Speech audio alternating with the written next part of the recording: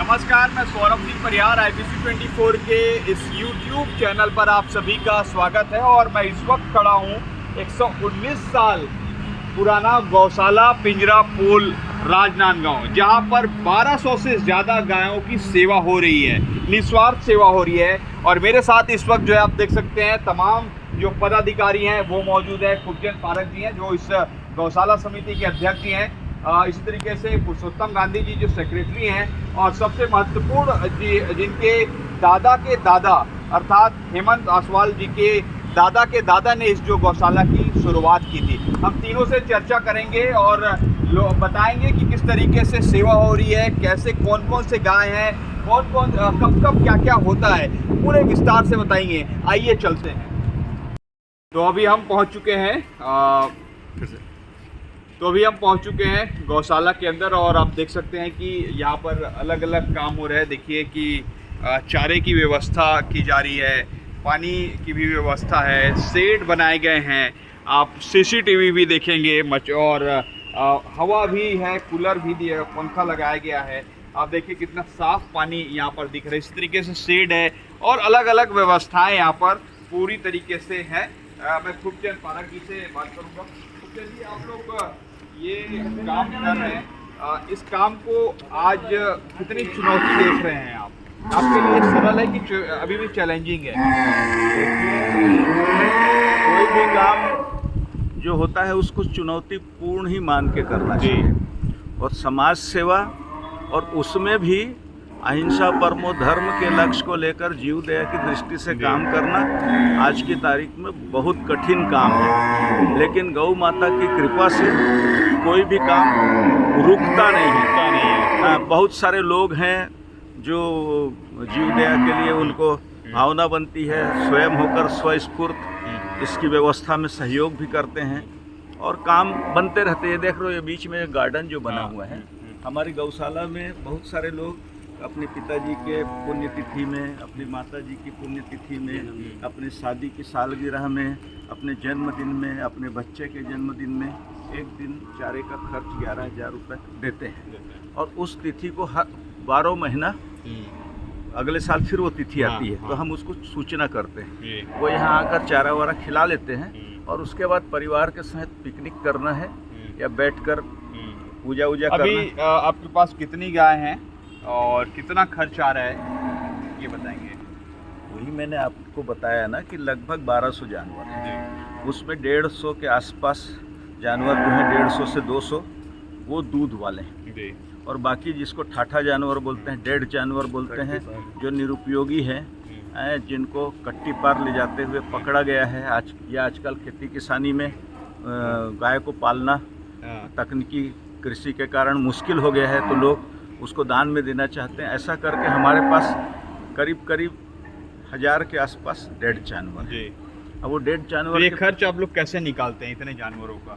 मैं क्या बता रहा हूँ, एक तो कुछ हमारी खेती है, उससे कुछ आता है, कुछ अनुदान शासन का मिलता है, कुछ अलग अलग लोगों से दान मिलता है, कुछ किराया आता है, और अन्य स्रोत से पैसे जो आगे पीछे मिलते रहते हैं। जैसे अभी हमने करीब 10, 12, 13 साल से मैंने प्रयत्न किया, लिखा पढ़ी किया, यहाँ के गौ सेवा आयोग को लिखा, शासन को लिखा, हमारी सरकार रमन सिंह जी की थी तो भी लिखा, बाद की सरकार को भी लिखा, एक प्रोजेक्ट बना के भेजा कि आज की तारीख में पशुओं का संरक्षण बहुत कठिन काम हो गया है, तो अनुदान जो है उसको बढ़ाना चाहिए, और जो जिस गौशाला को जितना उसका हक है 25 रुपये के रेट से उसका पूरा अनुदान दिया जाना चाहिए। हमने मांग किया उनसे, और हमारे यहाँ अभी ये 1200 है, ये जानवर अभी 3000 से ऊपर रहते हैं, लेकिन उनको खिलाएंगे कहाँ से, उनको रखेंगे कहाँ?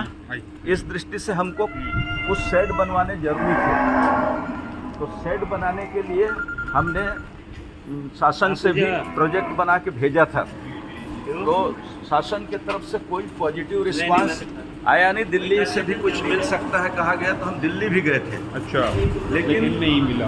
लेकिन अभी हाल में एक आपके रायपुर में विनय लूनिया जी हैं, उन्होंने पीछे का एक नया सेट बनाया, मैं दिखाऊंगा, लगभग 25 लाख रुपये की लागत आई।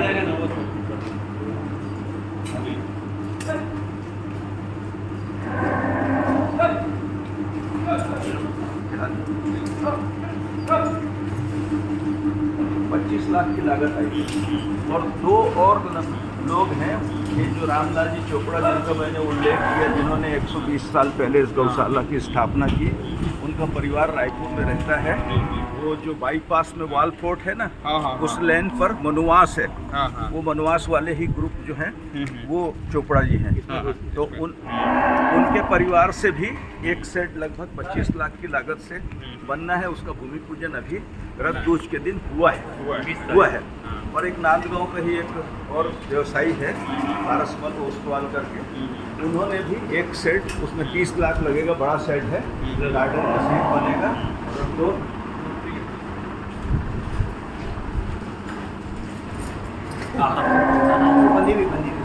तो उन्होंने भी बनाने की घोषणा की। अभी पिंक सेट बनेंगे तो लगभग करीब 500 जानवरों का टीका सेट व्यवस्था हमारे पास हो जाएगी। ठीक है। हमारे साथ जिनके दादा के दादा ने इसकी शुरुआत की थी, हेमंत असवाल जी, आपका क्या कहना है? कितना गर्व होता है आपको? हम लोग जैन हैं और भगवान महावीर के अनुयायी है, और हमारा सबसे जो परम धर्म है अहिंसा परमो धर्म, जीवों को रक्षा करना ही हमारा। और हमारे बुजुर्गों ने जिस सोच और दूरदृष्टि को देख के गौशाला की स्थापना की थी, उसको आज हमारे बड़े भैया खूबचंद जी पारक, जो लगभग आज 40 साल से इस संस्था से जुड़े हुए हैं, और इनके कार्यकाल में गौशाला दिनों दिन वृद्धि हो रही है। और गौशाला की जो स्थापना को लेकर के आज 119 साल अगर किसी छत्तीसगढ़ या मध्य प्रदेश में देखेंगे तो ये अपने आप में गौरवशाली विषय है। और गायों की सेवा करना आज के समय में सरल नहीं है, मगर खूबचंद जी पारक जैसे बलशाली अध्यक्ष हमारे पास है, जिनके नेतृत्व में आज पूरा राजनांदगांव संस्कारधानी शहर के लोग जीवों के लिए मुक्त हस्त से दान करते हैं। पुरुषोत्तम जी, आप क्या कहेंगे?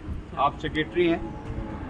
छत्तीसगढ़ की संस्कारधानी नगरी राजनांदगांव है, इसमें आपका स्वागत है IBC चैनल का। राजनांदगांव की गौशाला अपने आप में एक इतिहास है। 119 साल हो गए हैं गौशाला को, और भाई खूबचंद जी पारक 42 साल से इसका नेतृत्व कर रहे हैं, और हम सब उनके साथ में मिलकर काम करते हैं। कोई भी काम रुकता नहीं है। गौ माता की जय।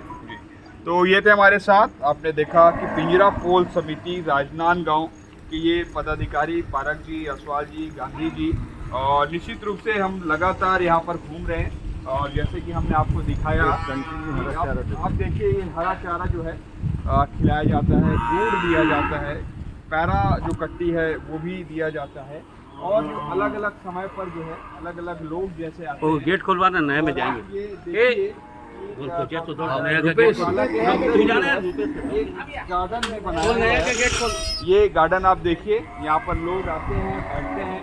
जैसे पारक जी ने बताया कि किसी का बर्थडे है, किसी की पुण्यतिथि है, तो इस मौके पर उनके परिजन आते हैं। और देखिए कितना शानदार गौशाला के अंदर ये एक शेड लगा और गार्डन नुमा जो है झूले हैं, बच्चे आते हैं। तो निश्चित रूप से जैसे पारक जी ने कुछ समस्याएं भी बताई कि जो अनुदान राशि है वो ज़्यादा मिलना चाहिए। आज स्थिति ये है कि 200 गाय हैं और 1200 गाय हैं किसी भी एक गौशाला में, तो उनको राशि 20 लाख रुपये ही फिक्स किया गया है। तो ऐसे में इनका कहना है कि जो 25 रुपये जो राशि फिक्स की गई है तो वो जो है जैसे हमारे यहाँ 1200 है तो उस हिसाब से मिलना चाहिए। और निश्चित रूप से जिस तरीके से छत्तीसगढ़ में कांग्रेस की सरकार भी कहती है कि हम गौठानों को लेकर काम कर रहे हैं, गौ संरक्षण संवर्धन की दिशा में काम कर रहे हैं, तो ऐसे में एक मदद की आस भी जो है इस समिति को है।